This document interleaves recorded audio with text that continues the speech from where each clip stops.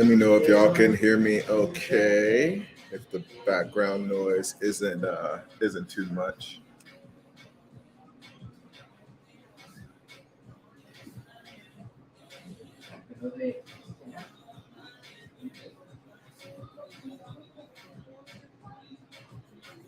Cool. Got a few folks popping in here. Unannounced live today.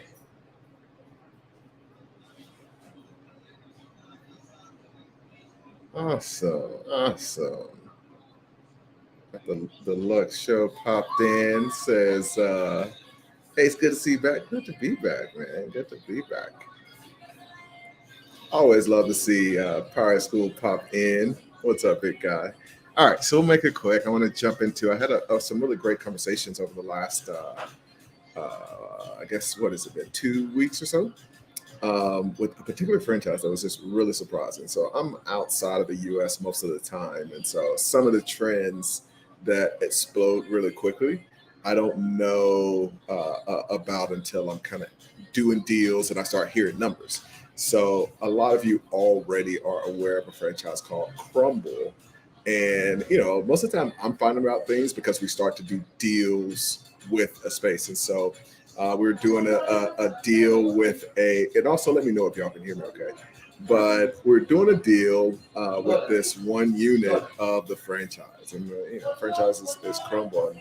So, I won't talk about locations or any of that. But the first conversation, I'm talking to him, is telling me what the concept is. And this is granted from somebody who at that point had never heard of it, never been in one.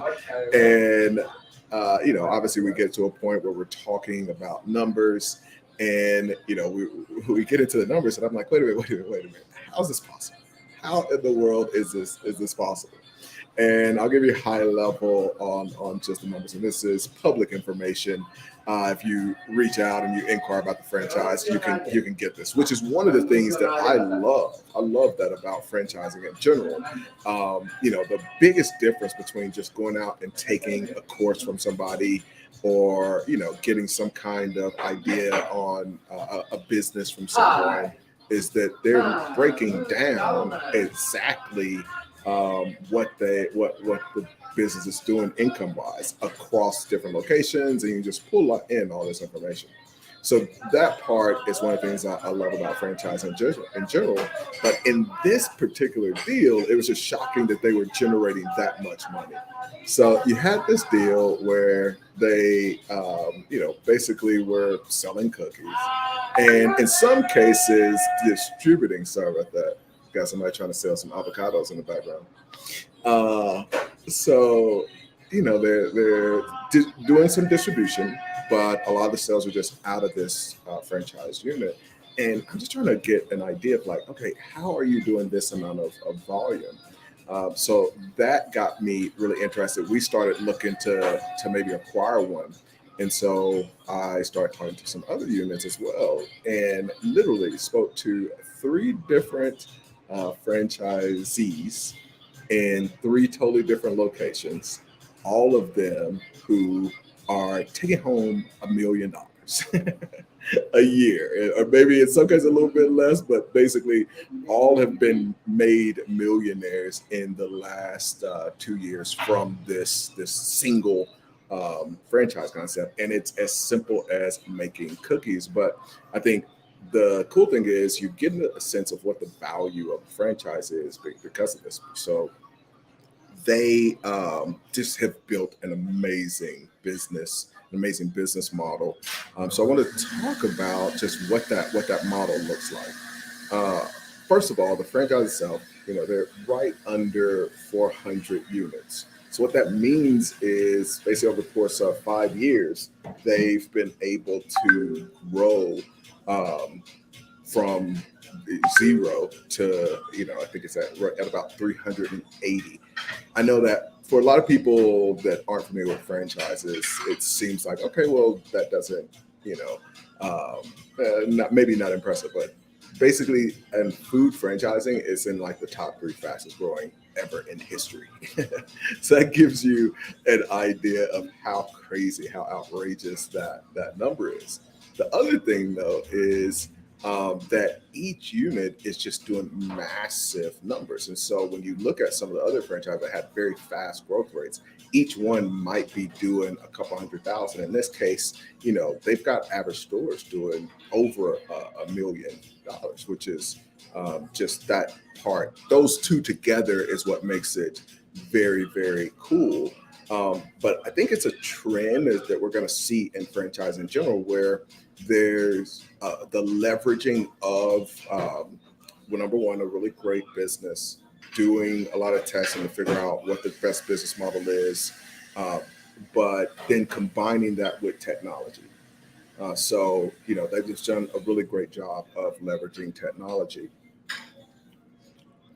So one of the things that they did was, even as they were coming up with it's like, how do they make these cookies so good? Obviously, when I was back in the U.S. recently, I taught my nephew into going and getting some crumble for us. So we had a bunch of crumble cookies because I had to test this out, and they were good. And one of the reasons they're so good is that they did A/B testing. So they literally tracked all the ingredients and had some surveys or some things like that in the very first store to come up with these recipes, and took that feedback. Instead of them trying to say, "Oh no, I'm the best cookie maker," they trusted the customers to tell them, like, "No, like, this is what I like, or this is what I don't like," and then they went with the ones that were the best, and then they started to expand that. The other thing they've done with technology is the marketing. The marketing reminds me a bit of just the several different companies like Zara, Supreme, and KFC. Like, all three of those companies come to mind. I'll explain why. So Zara does something that's really cool.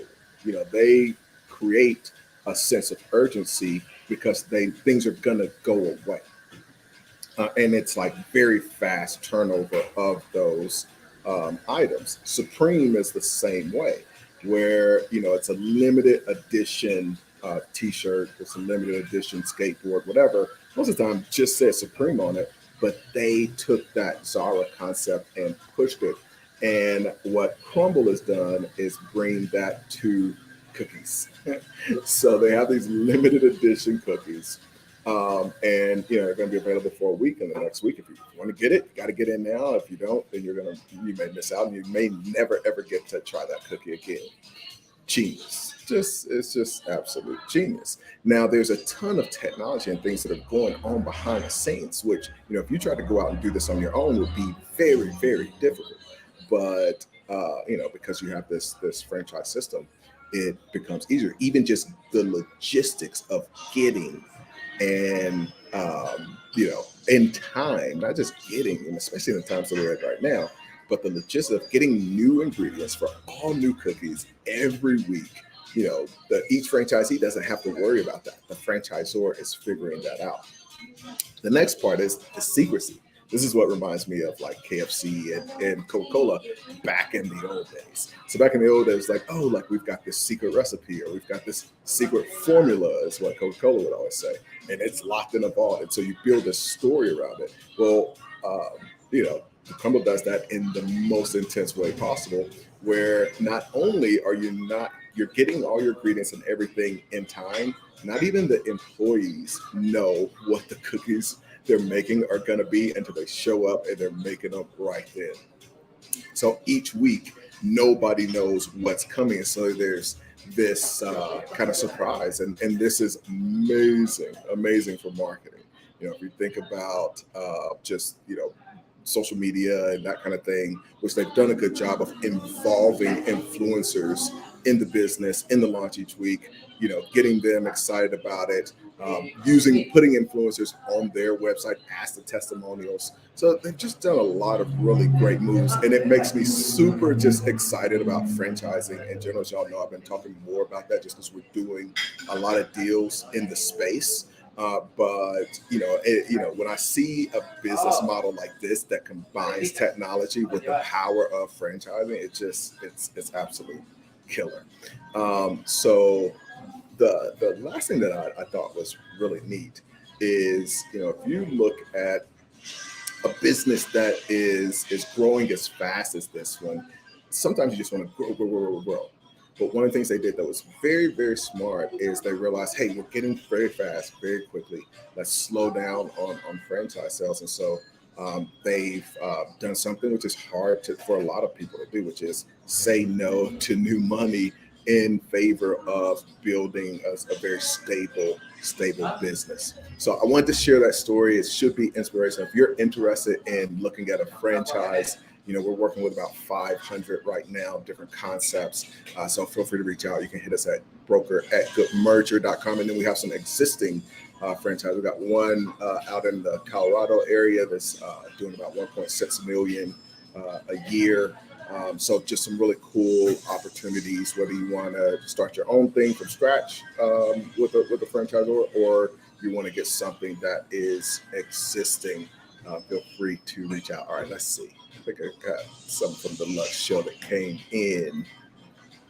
285 property sale. What's up? I'm good, man. Things are really good. I'm traveling quite a bit, and so I haven't been on as much, but I wanted to pop in and do a quick video with you guys. So thank y'all for showing up.